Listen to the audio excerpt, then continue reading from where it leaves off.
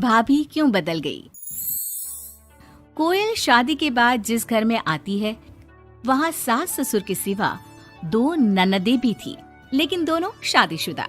कोयल ने सोच लिया था कि वो इस घर को जीत कर रहेगी, लेकिन होता कुछ और है। यार ये कोयल कैसी लगी तुझे?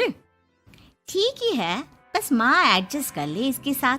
हम दोनों तो वैसे ही शादीशुदा हैं। चलना कल घर चलते हैं, देखते हैं क्या करती है वो सारा दिन घर पर। ठीक है दीदी, मैं कल आ जाऊंगी। दोनों ननदें मायके आती है, जहाँ पिता बाहर बैठकर पेपर पढ़ रहे थे, माँ अंदर सब्जी काट रही थी और कोयल वो तो कहीं नहीं थी। क्या पापा बाहर क्यों बैठे हैं? बहू ने निकाल दिया क्या? चलिए अंदर देखिए, कैसी लू सी चल रही है। चलिए तो। अरे नहीं नहीं, अंदर लाइट नहीं आ रही है, रोशनी भी कम है और हवा भी नहीं है। मैं तो कहता हूँ तुम दोनों भी जाकर चेयर यहीं लगा लो। क्या माँ, तुम क्यों काम कर रही हो? कहाँ है वो राजकुमारी? अरे सुबह से ही कोयल लगी है, मैंने अभी भेजा है जबरदस्ती कि जाओ जाकर लेट लो। पता नहीं क्यों इतना काम करती है। जब से आई है वक्त पर खाना पीना, वक्त पर दवाई, सब की जिम्मेदारी ले ली है उसने। वो तो हम भी कर रहे हैं ना माँ, अपने ससुराल में सभी को तो करना पड़ता है। उसमें वो नया क्या कर रही है? पापा के सफेद कपड़े कैसे पहले चमकते थे, अब देखो तो कितने मैले कुचैले लग रहे हैं। कौन धोता है? धोती तो बहू ही है, लेकिन क्या करे बेचारी, मशीन ही खराब पड़ी है। सबके कपड़े हाथ से धोना, उसके भी तो मुलायम छोटे छोटे हाथ हैं। हाँ हाँ, और हम लोगों के हाथों में तो चक्का लगाए ना। अरे बस भी करो माँ।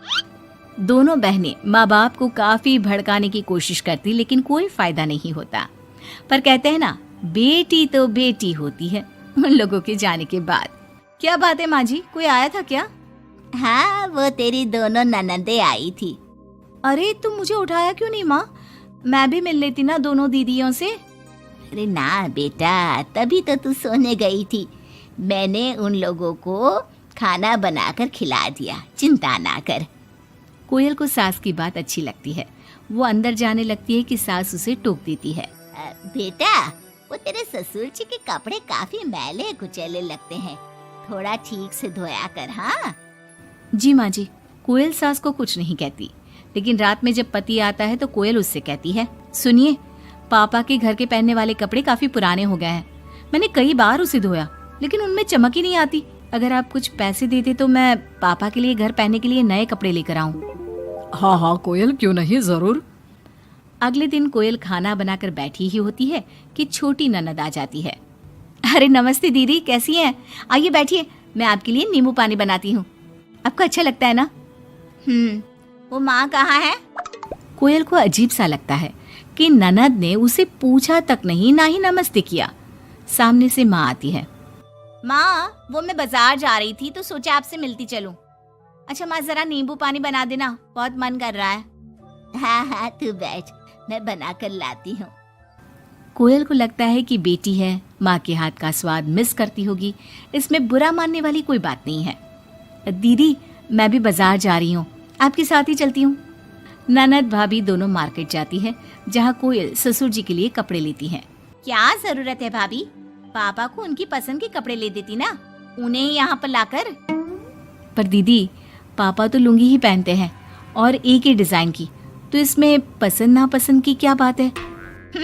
आपसे क्या बोलना। मार्केट में कोयल की किसी दुकानदार से बहस हो जाती है, लेकिन वो देखती है कि ननद उसका साथ देने के बजाय भीड़ का हिस्सा बनी खड़ी होती है, जैसे कि वो उसे जानती ही नहीं।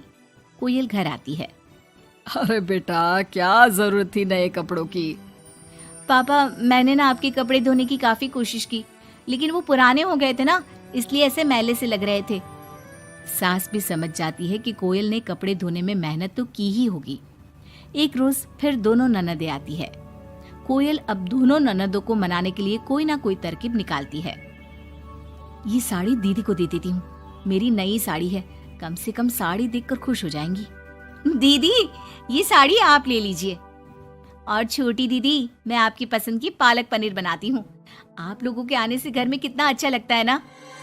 दोनों कुछ नहीं बोलती।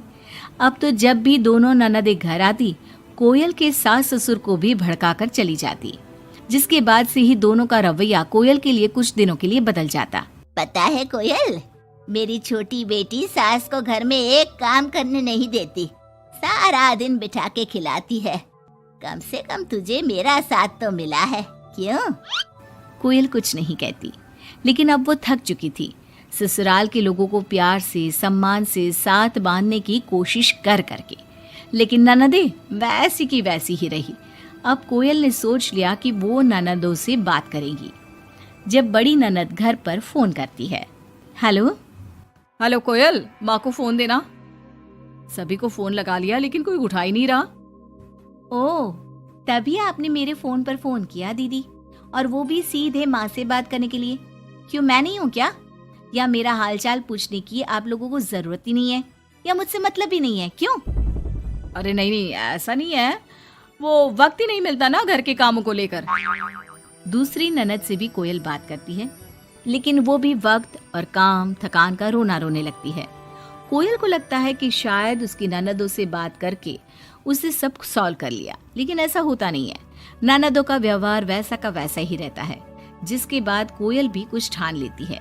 एक रोज छोटी ननद घर आती है। कोयल भी उसे नमस्ते करके कमरे में चली जाती है। ना ही उसकी पसंद का खाना पूछती है और ना ही चाय। बड़ी ननद को भी कोयल फोन करना छोड़ देती है, और ना ही उन लोगों के स्टेटस चेक करती है, ना ही उन लोगों के आने पर हालचाल पूछती है। दोनों ननदों को कोयल का बदला रूप अच्छा तो नहीं लगता। क्या बात है कोयल भाभी, आपको हमारा यहाँ घर आना अच्छा नहीं लगता क्या? लेकिन हम भी क्या करें, मायका है, माँ बाप है, तो आएंगे तो सही ना। वो काम है थोड़ा, मैं अपने कमरे में जा रही हूँ। जो भाभी ननदों के आगे पीछे लगी रहती थी, उन लोगों के खाने पीने से लेकर हर बात का ख्याल रखती थी, उसका बदला रूप दोनों ननदों को अखरने लगता है। क्या बात है कोयल, अब हम लोगों से बात भी ज्यादा नहीं करती, ना ही फोन करती है। वैसे तो आप लोग भी मुझे कभी नहीं पूछती थी ना, आती तो सीधा माँ के कमरे में। फोन में मुझे तब करती जब घर में किसी का फोन ना लगता हो, और करती भी तो सीधे माँ से बात करा दो। मेरे हाथ का ना खाना खाती, ना सीधे मुंह बात करती। तो मैंने भी अपनी दुनिया में जीना सीख लिया है। अब मैं मस्त हूँ और खुश हूँ। नमस्ते। ये बोलकर कोयल वहां से चली जाती है अपनी दुनिया में।